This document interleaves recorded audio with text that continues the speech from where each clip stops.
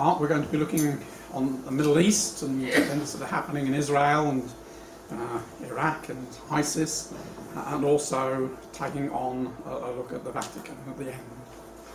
So as I explained at the beginning, the reading that we took this morning with Daniel chapter 2, so let's reorientate our minds back to that reading. We'll be looking at Balaam's prophecy towards the end.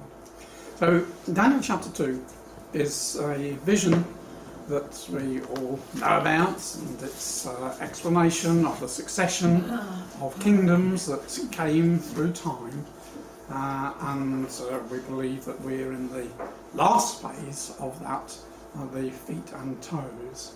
And we know how this vision that the king Nebuchadnezzar saw was mirrored by what God revealed to Daniel in Daniel chapter 7, where he saw similar things, but instead of metals changing in their value, decreasing in their value, he saw them as wild beasts.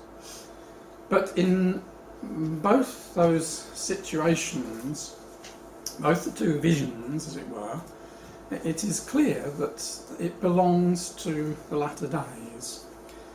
We didn't start reading early enough in Daniel chapter 2, but the key verse when Daniel stands before the king, he says to the king, what's been revealed in this dream is what shall be in the latter days. So however we understand the succession of empires, there is a sense in which what the king saw belongs to our day, because we live in the latter days, and therefore has yet to be fulfilled.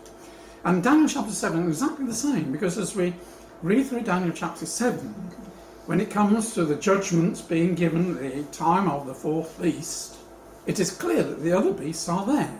Fourth beast is destroyed, the other beasts have their dominion taken away.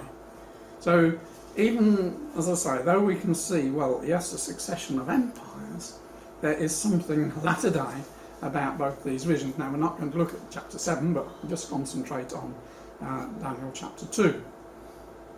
And knowing that we are in the feet and toes, it's clear that there somehow has to be some connection with the Roman legs that went before. Now, when we comprehend that the image represents the kingdoms of men as they have been in defiance of the kingdom of God, and knowing that Israel was the kingdom of God, then we can see that all these previous nations have ruled over Israel. And that is why they form part of this vision, because they have ruled over Israel. Yeah, we know that from the time of AD 70 to today, long period of time, Israel as a nation has ceased to exist until 1948. So it is now relevant, because the image has to do with the kingdoms of men in relation to the kingdom of God, the kingdom of Israel, that there would be a gap from Roman times to our times because there was no Israel. Now Israel is there, then we can see that there can be a fulfillment of these things and a forming of the feet and legs. Because what we know is that the nations are preparing once again to take control of Israel. We know from Ezekiel 38 and so many prophecies that the nations are going to come down upon God's people. They're going to destroy them as a nation. They're going to take possession of Jerusalem and impose their own government there. How long that will be? Might be a year or two. But when in their extremity the Jews cry out, then Christ and the saints come up from Sinai to deliver them. And the fate of the nations who've come against Israel, we read about in there that in the days of these kings shall God of heaven set up a kingdom that shall never be destroyed, shall break in pieces all the different elements, the clay, the iron, the silver, and the gold, and the brass, and stand forever. And that's our hope, isn't it, brothers and sisters, to be part of that little stone power with the Lord Jesus to take control of the nations. So we're at the stage where we see the forming of the feet of this image, which are of iron and clay. Now, iron speaks to us there must be a revival of the Roman Empire in some form to be the iron in the feet, just as it was in the legs. We had an Eastern Roman Empire, we had a Western Roman Empire, two legs. In the same way, we're expecting a reforming of the nations, and we were seeing it in Russia, in Putin, and what he is trying to establish, the Third Rome, and to take possession of the Second Rome to be in Constantinople. And what is being planned in the West, what the Pope wants, what Germany wants, it is going back to the time of the Holy Roman Empire, where you had an emperor, Germanic emperor, and you had a pope, and the two ruled Western Europe. And what is interesting is that into this iron is mixed miry clay. This is a new element. This is what makes it different from that which has gone before. Now, clay speaks to us of Adam, he was formed out of the clay. It speaks to us of democracy, people power, and in fact Daniel says to the king that they shall mingle themselves with the seed of men. So, an explanation of what the clay was about. So it has to do with men, people power, democracy. Now, when we look at Russia today, when we look at Europe today, we do see this element of autocracy based upon the iron of Rome. Putin knows where he's going, but there is an elected Duma, there is a clay element, but they don't have much power. And when we look at the West, we can see that though we had elections this year, countries send their representatives to the EU Parliament. Parliament doesn't really hold the power, does it, in the EU? It's the unelected commissioners, the leaders, who hold the sway of just where everything is going to go. So we have the iron, but it is mixed with clay. But as Daniel was told, it's not a successful mixture. And interestingly, this could only apply to recent times, because it's only since World War I that people have had their opportunity to vote. It was only in 1918 that in this country men had the vote at 21, women had to be 30. And exactly in Russia, it was only in 1918 that there were people were allowed to vote. So this element of clay is something which belongs to our day and generation, marks it out from before, when people didn't play their role, did they, in the rulership of the kingdoms. It was the emperors or the kings. So what we're expecting, as I say, is a kind of revival of things of the Roman Empire, of an emperor in the west and one in the east, and the churches playing their role. So, back in Roman times, the Caesar, the emperor, he was in charge of church and state, hence that two-headed eagle. Again, we see in Russia the element of the church playing an important role, very much based upon the Orthodox Church, which sprang out of the Greek Orthodox Church of the Eastern Roman Empire. What we're beginning to see in the West is a similar situation. The popes have been working very hard, and as we shall see, that Francis is going in a fortnight's time to address the European Parliament. And what the Pope wants, and as I say what I'm sure Germany wants, it is for the Church to play as an important role in the West, as in Russia the Church plays in the East, where they're working hand and foot. And when that time comes, then we will have 2 feet, an eastern foot and a western foot. What we're witnessing at the moment with the things that are happening in Georgia and Ukraine and all the countries around there is the shaking of the nations into their appropriate foot. There are nations which are, as it were, in the wrong foot at the moment, and they've got to be moved across to the right foot. Now, we can only take our guidance from how it was divided in olden times. This is the Roman Empire in the time of 395, when Constantine was sort of established to the eastern side there.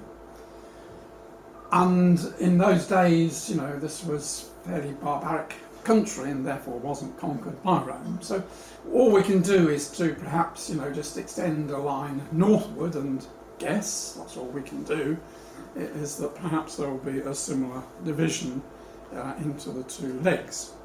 In other words, that Ukraine and Romania and Bulgaria really belong to the eastern leg. Ukraine is being torn between the 2, and I think perhaps in the next week or 2 we'll see more of it being dragged towards Russia. But Romania and Bulgaria are now members of the EU. They're very weak members, and should the Eurozone have great economic problems, which it looks, it could well be that these are cast aside and Putin will be there to pick up the pieces. I also think that Greece and Cyprus, who are also part of Cyprus is in the EU, again, they are in the wrong leg. And it's been interesting over the past year or 2 how Russia has been very much involved in Greece and in Cyprus. Again, I can see Putin just waiting to pick up the pieces when it collapses, because we know the economy in Greece and in Cyprus is pretty weak. Both of them have energy resources around them and therefore are useful prey for Russia. And lastly, Turkey has got to fall in order that he can move down into the position of possessing Constantinople. Now, that kind of situation can well be long after we've been called away that these final bits take place. Now, this map shows Britain as part of the Roman Empire. In actual fact, by 395, the Romans had withdrawn from northern England, they had withdrawn from eastern England, and about 410 or so, you know, they've gone completely. So we see that Britain, although it did belong to the Roman Empire, long ago was one of the first to depart from it, and we're waiting for a similar step to take place. So what I foresee, I'll say no stronger than that, some situation in the future where the EU has more or less where it is now, but has lost some territory to Russia that has moved towards it. So that you've got these 2 power centres in Moscow, Germany and Rome, and so they meet there. And so that forms these 2 feet. Now, if we look at the situation in the Middle East, which is what we're now going to look at, I'll just add to that map. I see a power like Iran having quite a big control and influence over regions like Afghanistan and Pakistan, where Britain and America have withdrawn their troops and Iran is ready to pick up the pieces, as it were, and draw them into its orbit. And to the south of that, in opposition to the things of Iran, Saudi Arabia, that's the map of Saudi Arabia, the flag of Saudi Arabia, very much involved with Egypt and Israel, being a power in opposition to the Iranians to the north. So in the north we have an east-west division. In the south we have a north-south division. Now, at the time of the end, when the nations settle their differences to come against Israel, then the east and the west join up with Iran to come down into the territory of the south, the King of the South territory, to take Egypt, to take Israel. Now I've drawn in there ISIS, that's that coloured bit, as a bit of a sore point within that alliance, and we'll come back to that in a moment. So how in the image are these things portrayed? Well, in time past, when we go back to the time of Greece, it was divided into a north-south split. Now it's interesting, as we go through the prophecies of Daniel, there are references to not only iron being important, stretching right through to the latter days, but also brass. We have the tree in Daniel chapter 4, doesn't want to come up, banded with its iron and brass. And I believe that is the containing of the power of Babylon through the Roman Catholic and the Greek Orthodox churches, being banded in order that the church might flourish, the tree might flourish in the latter days. We believe that 7 times have passed and we're seeing the tree of Babylon re-flourishing in the churches in Russia and in the church in Rome, re-flourishing again, that the influence of Babylon might be the golden heads with the papacy, the eyes and the mouth of the golden head that brings the nations against Israel. But also in the fourth beast, it had iron teeth, it had brazen claws. So there is an element of not only iron, but also of brass. And so it is so interesting that here we are, we see so much happening in the north, but at exactly the same time we see so much happening in the Middle East, which is a north-south split, that it reinforces that we are in the latter days. These are indeed exciting times. Now we go back to the time of the Greek Empire. Although it was split initially into 5 and into 4, only 2 of them worked in relation to Israel, so the Bible was only interested with those that had control of Israel. And the Seleucids to the north and the Ptolemies to the south were termed the king of the north and the king of the south, and Israel piggy in the middle, and they were battling out who had control of that region. And so what is so interesting is to see we've got exactly a similar situation forming before our eyes. Now before we get to that, let's just introduce what's happening in the Middle East with ISIS. With the driving back of the Turks in during World War I, it enabled Britain and France to carve up the Middle East with very arbitrary lines, just lines drawn in the sand, as it were. It didn't take into account ethnic groupings. And so much of the trouble that we have, the Arab Spring of today, is as a result of those arbitrary forming of total artificial boundaries to so many of the nations. And suddenly, come to our notice just this year, I didn't write anything about ISIS last year in milestones, but just suddenly this year, ISIS has come and plonked itself across Iraq and Syria, ignoring existing boundaries. So who are ISIS?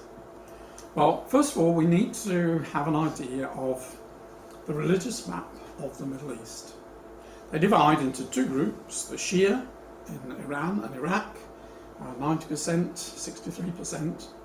Then all the rest are Sunni, varying levels of intensity from Saudi Arabia, 95% of the Saudis are Sunni, down to Yemen at 65%.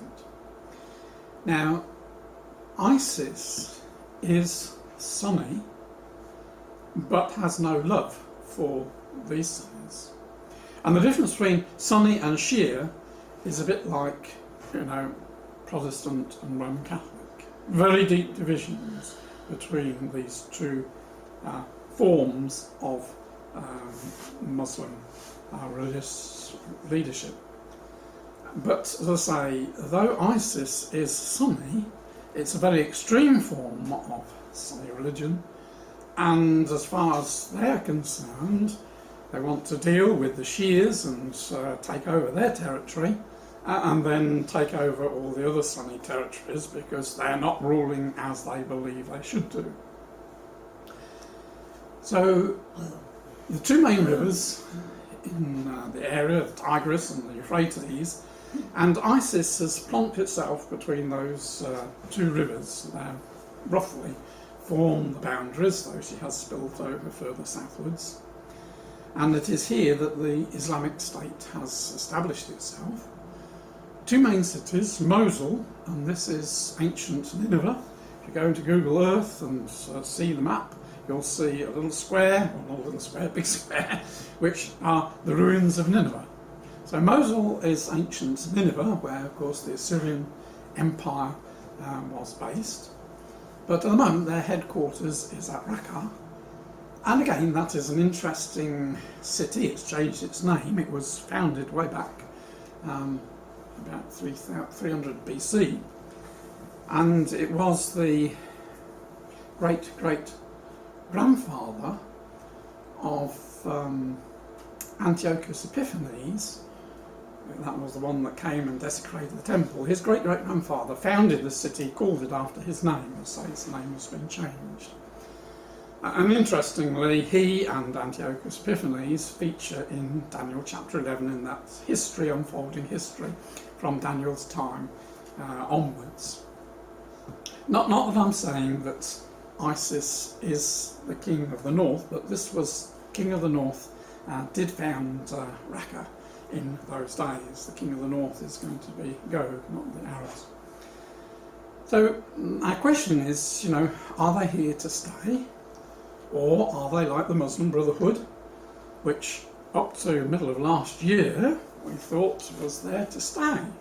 But suddenly, with the change in Egypt of the president and the routing of the Muslim Brotherhood from Egypt and isolating it in Gaza, it has changed the picture quite dramatically.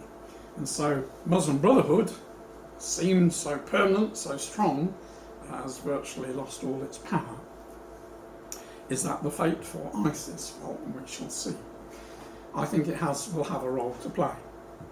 Now, ISIS, the Islamic State in Iraq and Syria, or also known as ISIL, Levant covers the same region there, or now they refer themselves to the IS, Islamic State, which is very difficult to say, just is.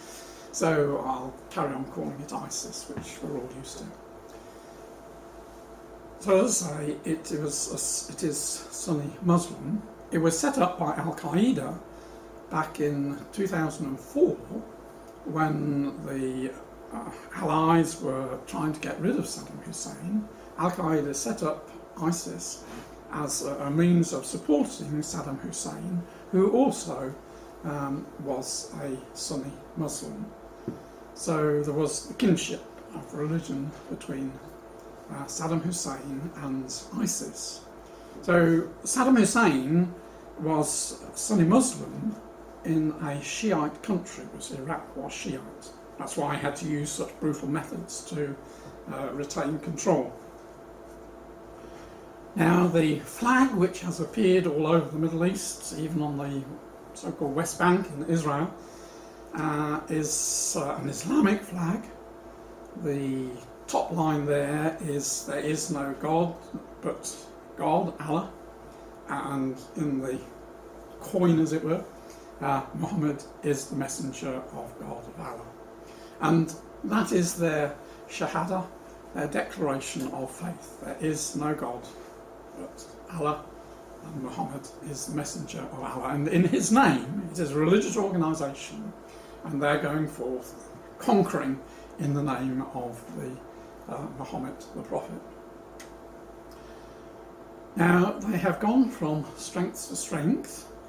Just a week ago, we heard that Al-Qaeda, which had set them up, but had fallen out with them in 2013, had now rejoined up with them which, as I say, is presenting a lot of problems to America, because they're not only fighting ISIS, they're fighting Al-Qaeda. Instead of fighting against each other as they were for the past few months, they're now cooperating together. But they are a very strong organisation, and it is reckoned that they are the richest terrorist organisation in the world.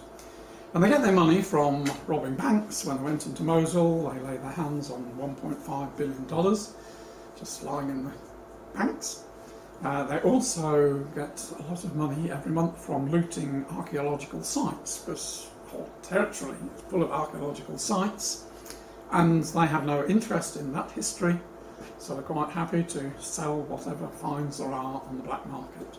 And it's reckoned that brings them in 40 million a month just from plundering those sites. Untold money from ransoms, and they also get very good income, estimated at 60 million a month, from the oil fields in Syria, which they've seized control of. Now, that's one of the targets that the Americans are making to try and kill off that source of income from the oil fields. The Americans have been bombing these oil fields, but up till now that was another source of income. We know what brutal methods ISIS uses, very much in the mould of the Assyrians of time past. Beheadings, chopping off hands, hangings, all sorts of brutal things. And we know how they inflict terror on their enemies, so that any Shia soldiers, when they can see they're going to lose the battle, just shed their uniforms and run, because they know that death will be their fate. And many accounts of them just being lined up in trenches and just machine gunned down. A reminder of the Nazis to the Jews. So they conquer through sophisticated weaponry from many of the places they have overrun were armed by the Americans, and so they've got modern American weaponry, but they also use fear as their weapon. And just incidentally, I just slotted in here, Hamas is now reckoned to be the second richest terror group.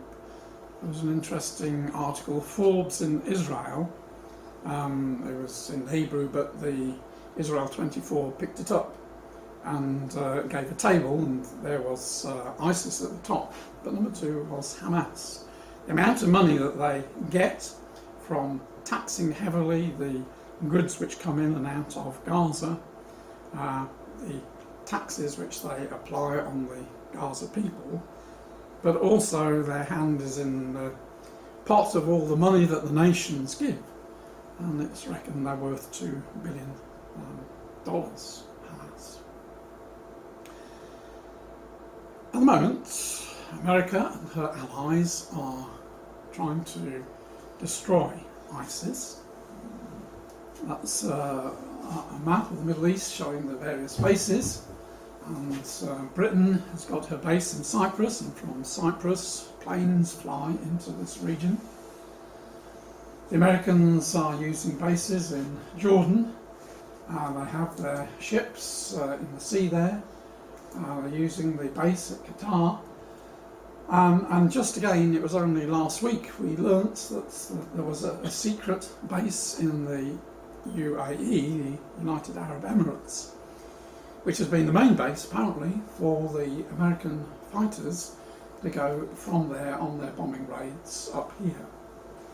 Now, the United Arab Emirates have been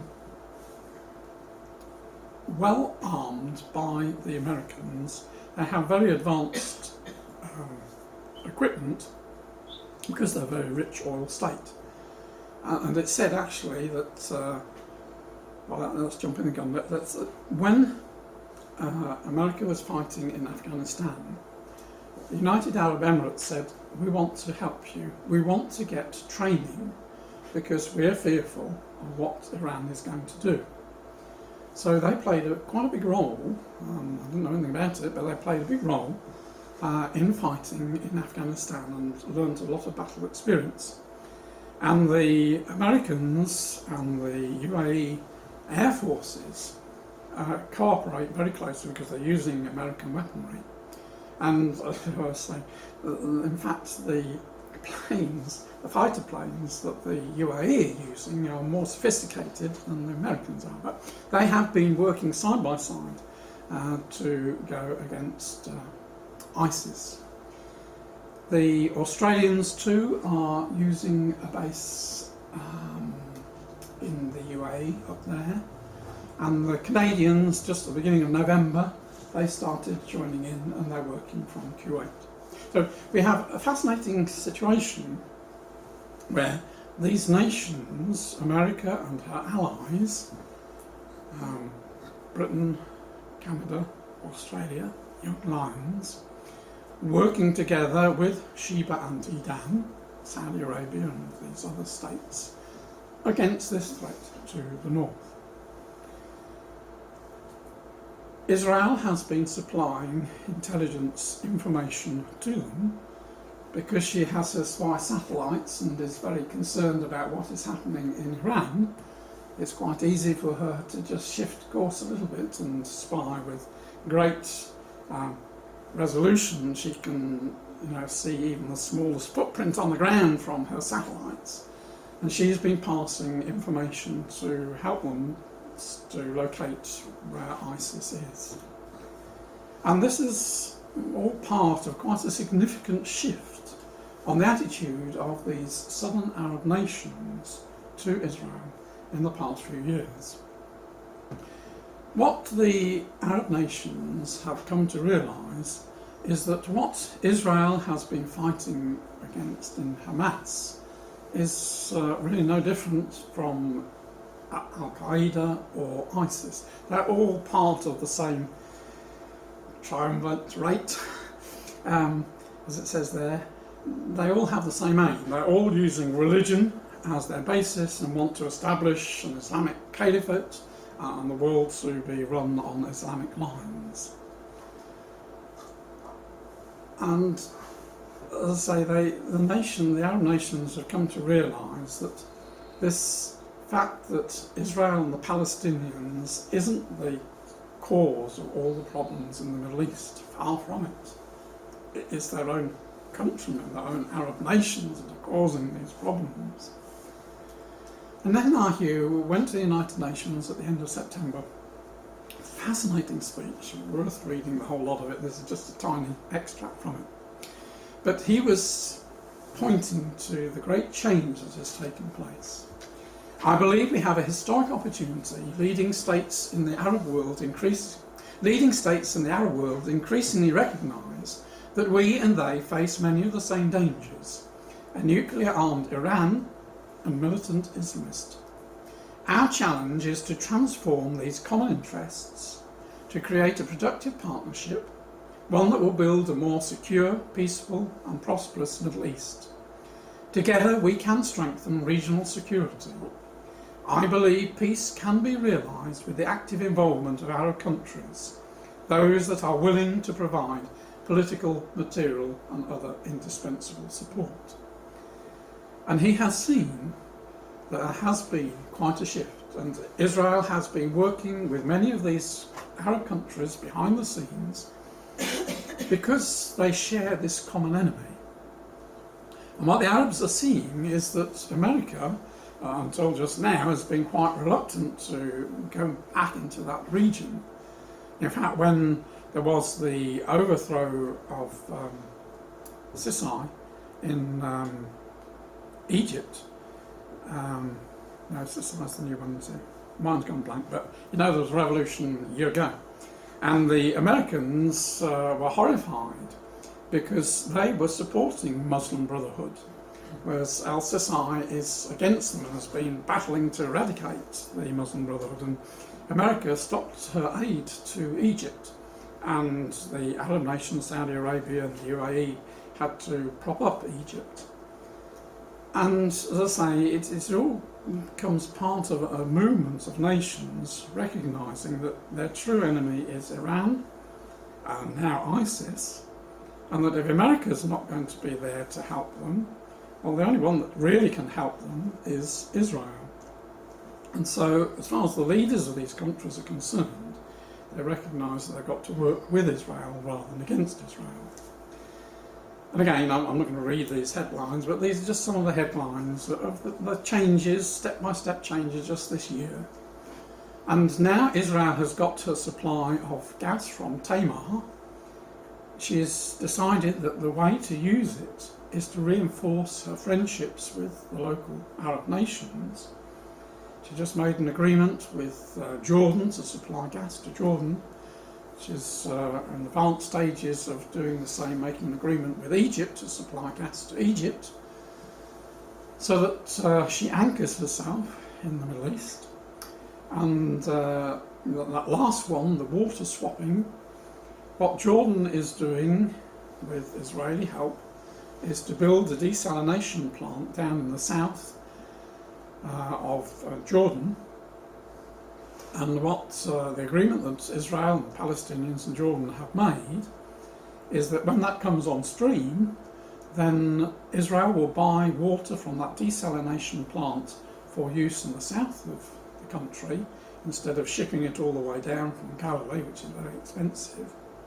And in return, she will supply water from Galilee to supply North Jordan, because again it's expensive for Jordan to send that water all the way up the country up to the north. So it's a win-win situation for these nations. And so quietly they are working together. And as I say, that they have this perception: our common enemy is Iran, is ISIS. Israel is our friend. Now Saudi Arabia is the driving force at the moment in the region. These are the 6 nations which make up the Gulf Cooperation Council, and they're keen to enlarge that. They're in talks with Jordan to bring Jordan into that confederation. What they're planning to do, incidentally, is to set up their own army. Just as we've got the EU nations banding together to have common things. We didn't mention it, but Russia is doing exactly the same thing. She's trying to bring nations together into an equivalent of an EU, the Eurasian Confederation. So down here, they're seeing the wisdom, just as Joel said, let the weak nations say we're strong. Well, how do weak nations say they're strong? By banding together. And so Saudi Arabia is trying to build up a regional confederation of nations down in the south here. And Jordan would be an important member. Egypt too, as we said, Saudi and the United Arab Emirates have been putting a lot of money into Egypt. They realise that she is a strategic ally and want her to be part of this. And this is being reinforced now that Obama had disastrous midterm election results. It's clear that he's not going to have the power that he had in the past. He won't be able to get things passed like he used to. He'll have to follow a different agenda. And so these nations, as I say, are wary that America's interest might fade. We've got to defend ourselves. And they were planning to have their own army drawn from the various Gulf states, 100,000 strong by next year. Well, they've had to moderate that. They're talking about having a joint army of 30,000. The Israel, as I say, they are working with, and it is quite interesting, the references we have, just little snippets here and there, how Israel does go, their foreign ministers goes to these countries incognito. Just last week, the Israeli security people flew into Cairo, and at the airport had a high-level meeting with the Egyptian security people. This is going on behind the scenes. The last element is Yemen, and that is a problem one at the moment.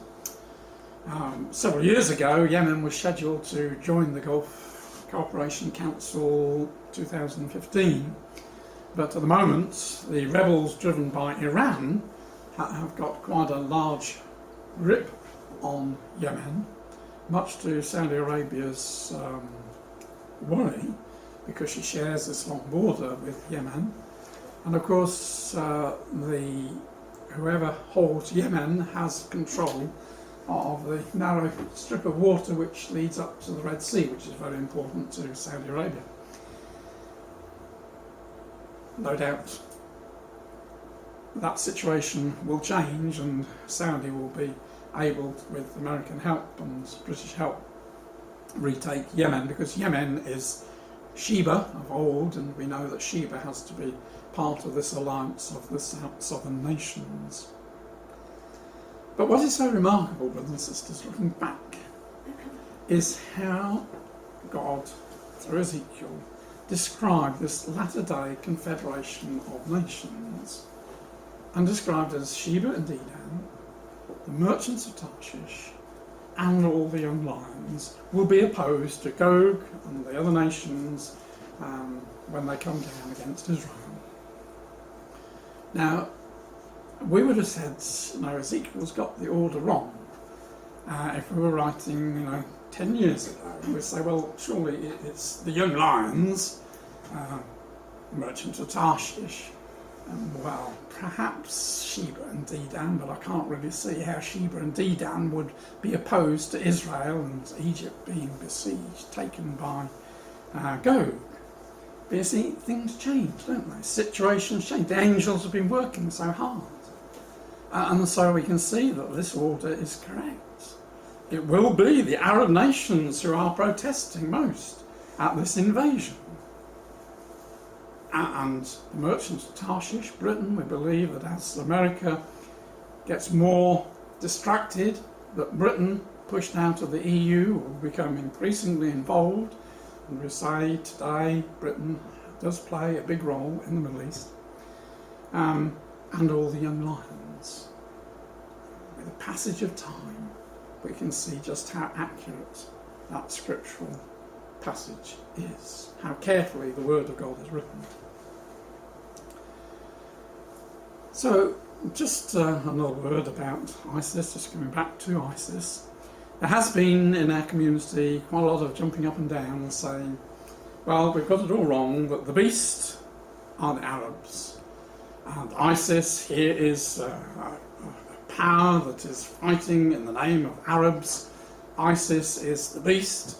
This is the beast of Revelation 13, whose number adds up to 666, and Muhammad's name adds up to 666. Well, Muhammad's name doesn't add up to 666, it only adds up to 92. And the only way you can make Muhammad's name to add up to 666 is if we follow the teachings of this British Roman Catholic who was a bishop in the Holy Land back in, when he died in 1797. And he had this totally baseless, as far as anybody can find out, baseless claim. He claimed that ancient historians used a special name for Muhammad, Mahometes or Mahometers, and that does add up to 666, but I can't find, nobody can find any evidence of the truth of that. He was obviously interested in diverting the Protestants, pointing the finger to Rome's involvement with the beast system, as we traditionally understand it. And the great enemy of Israel is, say, the false Christianity. So let's now come to Daniel chapter 11 and just consider those last few verses and so you know what is happening today. And again, Scripture is so very carefully worded. It talks about at the time of the end shall the king of the south push at, and it uses the word him, and the king of the north shall come against him. So who's that him? Well, we've traditionally understood, and I'm not changing that tradition, that him was Turkey. And during the First World War, Britain, as I say, drove the Turks out of the Middle East in order that Israel and Jordan and Saudi Arabia and all these nations could come into being, in order that the way of the kings of the sun's rising should be prepared. It was all a very important step for the Middle East to grow, for Israel to be able to return and establish itself there. So I still think that pushing goes back to end of the First World War, so a long time ago, nearly 100 years.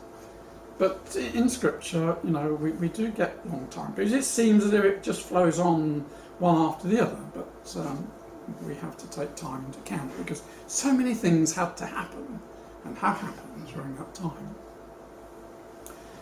The next statement is, the king of the north shall come against him. So again we're saying, well, this is the king of the north, Gog, is going to come against Turkey. That's the him here. And by retaking Constantinople, will then establish his headquarters there, prior to him coming down with many ships to flow southwards like a whirlwind, coming down into the glorious land. Now, again, whether there are any gaps in that, whether taking Turkey immediately flows on from coming southward, we don't know. We'll say it doesn't really matter, because I don't think we'll be there to see it. But that is the sequence. So we're expecting a southward movement. Now, you might have seen these cartoons in the Christadelphian a couple of months ago. They're showing Putin. Now, Putin might not be the leader in this still future time when Russia comes down. He may be, may not be, doesn't matter, but a Putin-type leader from Russia will gather the nations together to come down southward through Turkey, take Turkey, on his way southward to take Egypt and Israel. And Daniel 11 goes on to explain how he takes Egypt. And again, it's very interesting, isn't it, that just in the past few years, gold industry has revived in Egypt. The Australian firm Centamin is very busy mining the ancient gold mines that existed back in the time of the pharaohs. So silver and gold are things which are treasures that Egypt has. And the Libyans and the Ethiopians are with him, so agreeing with Ezekiel 38. And then tidings trouble him, and he then comes back upwards into the land of Israel, plants his palace, establishes his headquarters in Jerusalem between the Dead Sea and the Mediterranean, but he comes to his end. And so that second cartoon shows him in Egypt. I would have drawn the foot of his flag more on Jerusalem. It's a little bit, it's in Tel Aviv at the moment, I think, there, but never mind. And there it is showing these southern powers in opposition to what is going on. Now, there's always been a puzzle, and it's how to fit in that prophecy that we read by way of introduction. So, Numbers chapter 24. Earlier in the chapter, we didn't read the verse, but I just put it on there. End of verse 7 is he's giving this clear end-time prophecy when Israel's king shall be higher than Agag, and his kingdom, Israel's kingdom, shall be exalted. And I'm sure we're all aware that in the Septuagint version, instead of Agag, it has the word Gog. Agag was the name, just like Pharaoh, but Agag was the name given to the head of the Amalekites. We know how at the time of the Exodus, the Amalekites wanted to destroy Israel, attacked Israel, didn't they, and were defeated. And so the Amalekites stand as a figure of those nations who oppose Israel. And so Septuagint Gog, yeah, we can see that's exactly what Gog will be doing, banding nations together to take control of Israel. The image standing on its 2 feet in order to have dominion over Israel. But as we're told here that Balaam was telling Balak of things that will happen in the latter days. And so he comes to look at this parable of Amalek. Though he was a great nation, yet he's going to perish forever. And we know that is the fate of those nations that come against Israel. They are to perish. But he has this enigmatic statement right at the end, verse 24. Ships shall come from the coast of Kittim, shall afflict Asher, shall afflict Eber, and he also shall perish forever. And so somehow Kittim, Asher or Assyria, and Eber, I think Israel, are somehow all involved in this end time, which to my mind points to the fact that an ISIS power has to exist at the time of the end that isn't friendly to Iran, isn't friendly to Russia, and therefore needs taking. If we just map this, we imagine ships coming forth, taking Turkey, if Turkey is not already in their possession, coming forth, and eventually they've got to take Kittim, Cyprus, because this is where the British have their bases. And if we're going to conquer the Middle East, which is what the purpose is, then you've got to take that base. You've got to deal with that before you advance any further. So it makes sense, yes, it comes with many ships. Kittim is taken. This is perhaps when the ships of Tarshish are broken. And then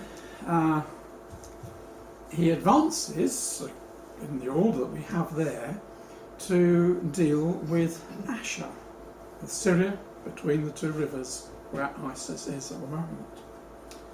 So that could well indicate, and I'm going to say it no stronger than that this ISIS power does remain there, a thorn in the side of Iran, because we know Iran's on the side of Gog, Syria's on the side of Gog, but there must be an Asher power that needs to be taken before we can advance further southward.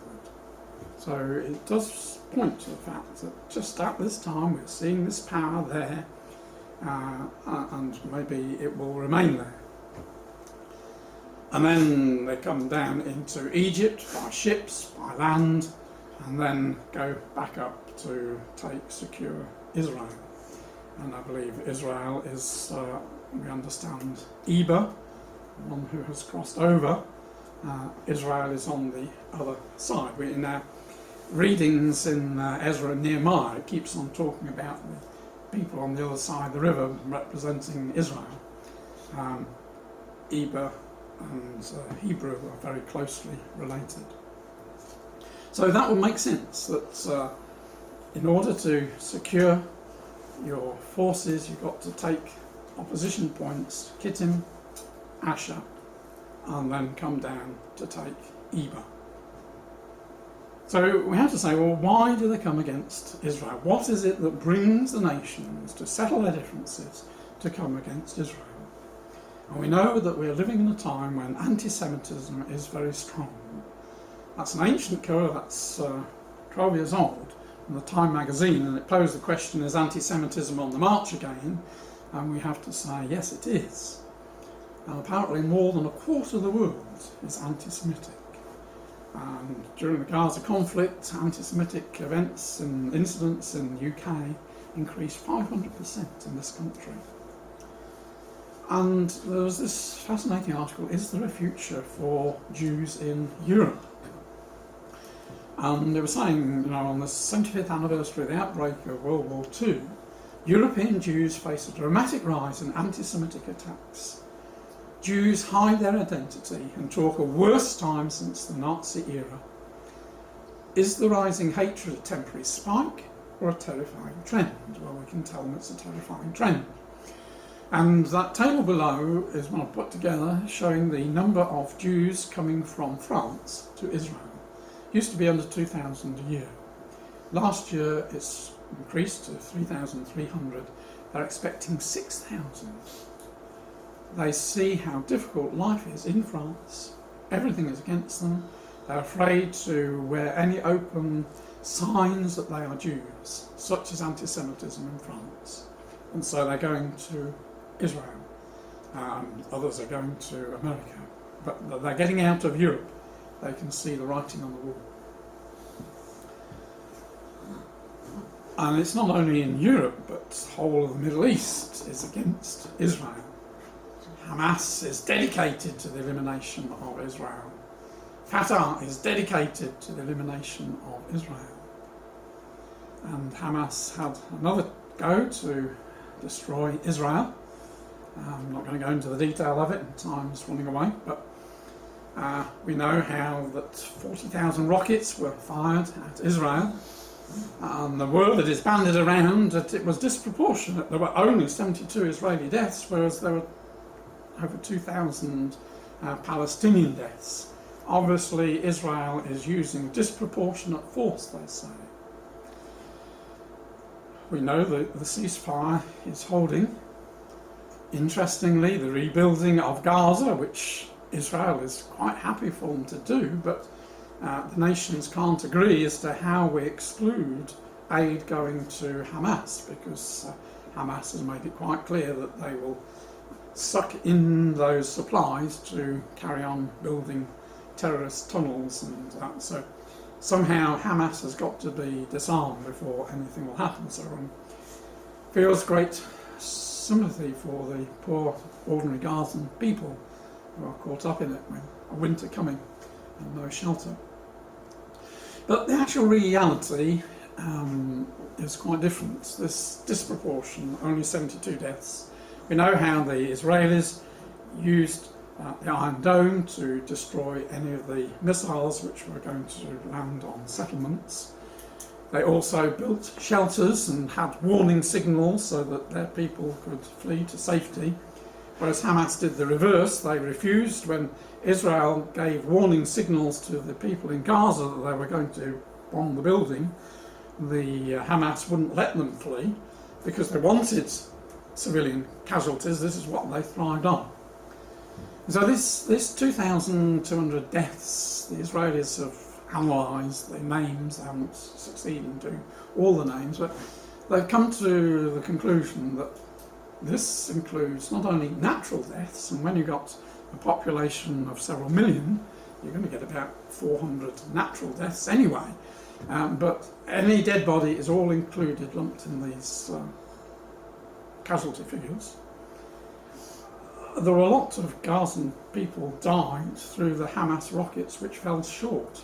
I know there was one day when they estimated that 25% of the rockets failed to get over the border, fell into their own countryside. And of course, because Hamas controlled the media, nobody was allowed to report on that.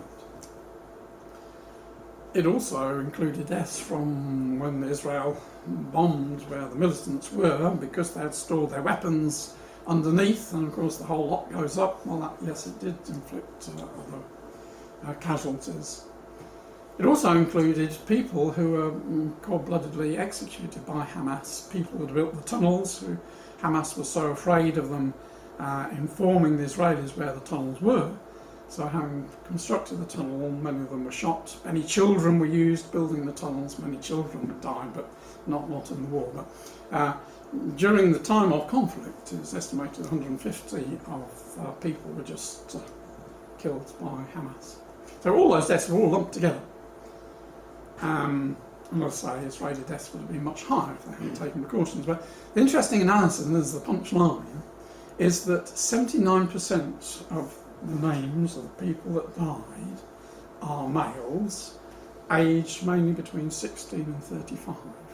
So that puts a lie that this was indiscriminate killing, because you'd have equal numbers of males and females, and because of the nature of the population of the Gazans, there's a lot of children, because there's been a population boom, you would expect most of the deaths to be of younger age. It was those of militant age, males, that died. Because you see, Hamas claims it doesn't have an army, therefore all the members that fight for it, but not in their army, but fight for it, are civilians. So they are all lumped in as civilians, whereas Israel has shown that the majority were militants. And so Israel achieved certainly what America is not achieving against ISIS, a lot of civilian casualties there. Israel took an extraordinary care to keep civilian casualties to the minimum. And she succeeded in destroying 2/3 of the Hamas rockets and 32 of these tunnels. Now, it's now emerged what these tunnels really were for. Hamas triggered this war prematurely. What they had been planning, they built all these tunnels going, some of them up to 2 miles underground underneath the settlements of Israel. And underneath where they knew the kibbutz were and where the kindergartens were, there the tunnel was enlarged to store explosives. And the idea was, what they intended to do was, during the holiday period, in the middle of September, was to pack all these with explosives, blow up the kindergartens when the children were there. Hamas terrorists come out of tunnels, kill as many as they could, and then disappear down other tunnels and back again, taking captives with them. So that wasn't in God's purpose. There could have been a horrendous bloodbath, but it was saved because of the triggering of the war prematurely and Israel discovering all these tunnels. And yet Israel is expected to negotiate with people who want to see their elimination, and the Americans just cannot see it. Fortunately, the other Arab nations can, because they hate Hamas, Muslim Brotherhood, because they know what type of people they are. So they have a sympathy with Israel. So Israel's greatest enemy, not the Arab nations, but it is false Christianity. We go back in time, and when Herzl went to the Pope to ask permission to set up a homeland, he had a very short answer. It's not possible, we can't do it, we can't support Zionism. And they have opposed the establishment of Israel ever since. And they have been working very closely with the Arab nations in the hope that they can defeat Israel via the Arabs. And when Arafat died, there was a little piece I had worked out. He'd visited 9 times, or apparently 10 times he had visited the Pope. Twice was in Israel, 8 times to the Vatican. Now, there's no other world leader, as far as I'm aware, that has come anywhere near that number of visits to the Pope. And one has to say, well, why was the Pope John Paul II working so closely with Arafat? It was because, although they were totally opposed in their ideas, they had a common enemy, Israel. And by working with them, they hoped that the Arabs would be able to destroy Israel. Hasn't succeeded. And it was only in 1993, remember Israel established in 1948, it's only in 1993 that the Vatican agreed to recognise Israel. And the following year it recognised the Palestinian state, which still doesn't exist, but it's recognised their claim to statehood. And she's still pushing that Jerusalem should be internationalised, in other words, not controlled by the Jews. Now, it was very interesting, when the Pope was in Israel back in May time, when he was at Bethlehem, he stood in front of this mural to deliver his speech at Bethlehem. Now, admittedly, he hadn't authorised the painting to be done, but I saw no word of outcry at the way that the Palestinians had removed Israel totally from the story of the birth of the Lord Jesus Christ. Not only do we have the blasphemy of 3 popes visiting Jesus and monks and nuns on this other side, but when you look at Joseph, and you look at baby Jesus, then they're dressed in the kaffias that is distinctly Palestinian. Oops, sorry, that's too much. Arafat made that his key mark, didn't he? And had it carefully shaped so it looked like the state of Israel and Palestine without any Israel being there. That was his claim, that the Palestinians, this is our state. And so here was the Pope standing in front of this picture of Jesus, a Palestinian. At Christmas time, Jesus is a Palestinian. Joseph is a Palestinian. And so you have to come to the conclusion that it was the Arabs that put Jesus to death. But I've never heard them admit that. But very interestingly, every year they have this celebration of Mary, Queen of Palestine, at what we know as Beth Shemesh, dear Arafat. And if you had received your invitation to this gathering on October the 26th, this was from the Latin Patriarch of Jerusalem to celebrate the solemnity of the Virgin Mary, Queen of Palestine. Please come along to this Mass. So the Pope repeatedly supports the Palestinian state, supports the Arabs, and Abbas is still determined that the Jews won't have any role in any future state that they have. They will have to be Jew-free. It's fine for Arabs to be in Israeli territories, but if the Palestinians set up a state, there are to be no Jews there. Well, we know how Israel's not going to allow that, because they've seen what happened when they withdrew from Lebanon, they've seen what happened when they withdrew from Gaza. They're certainly not going to withdraw from the West Bank and allow ISIS and all these others to be right on their borders. But it's all part of these nations coming together against Israel. And what really irks the nations is the Jewishness of the state of Israel. And I haven't appreciated it, but there is going on at the moment in the Israeli law courts, a motion against Israel has been put forward by these Arab Israelis, who say that Israel is being discriminatory. Israel refused to recognise an Israeli nationality at the country's establishment in 1948, making an unusual distinction between citizenship and nationality. Although all Israelis qualify as citizens of Israel, the state is defined as belonging to the Jewish nation. So it is a state which has been set up for Jews. Now, it's fine for the Muslims to set up their states and have Sharia law and that, and everybody has to obey that. But it's a totally different matter when Israel says, well, this is a Jewish state, we're going to run it along Jewish lines and have Shabbat and all the rest of it. So it's interesting that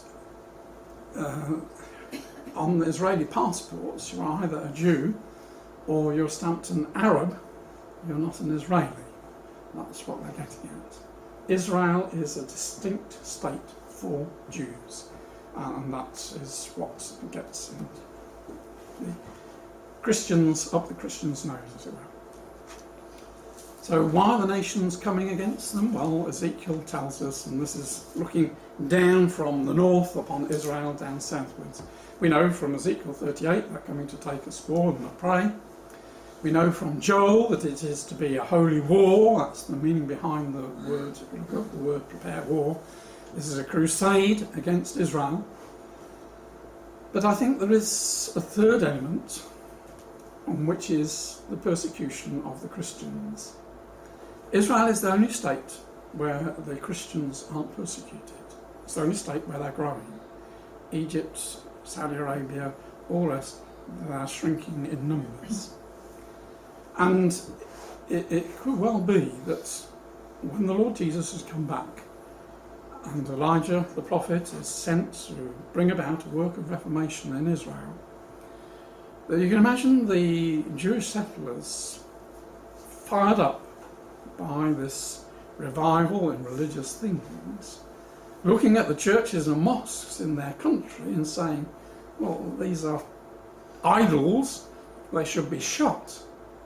And if such a step took place, then we will see very rapidly the nations coming together to take a spoil, to take a crusade against these people who have defied shut churches and mosques. That would unite all these nations together, wouldn't it? To come to destroy Israel as a nation. Now this is something which unites the Pope and Putin. Putin, defender of Christianity? What has brought Russia's Putin and Pope Francis together? Putin, never a man to miss a ready opportunity for power play, decided to protect not only Orthodox Christians, but also Catholics in the Arab world. There is a converging interest between the Orthodox Russians and the Papal Rome on the so-called moral values. Putin is becoming the most vocal attacker of European secularisation. He has also emerged as defender of religious normal family values. Now, I said that we would come back to this slide, which had all those statistics. The occasion was, 3 weeks ago, Hilarion, who is in charge of looking after the Russian Church's contact with the other nations, frequent visitors to Rome, had an hour's session with the Pope, which is longer than most people are granted.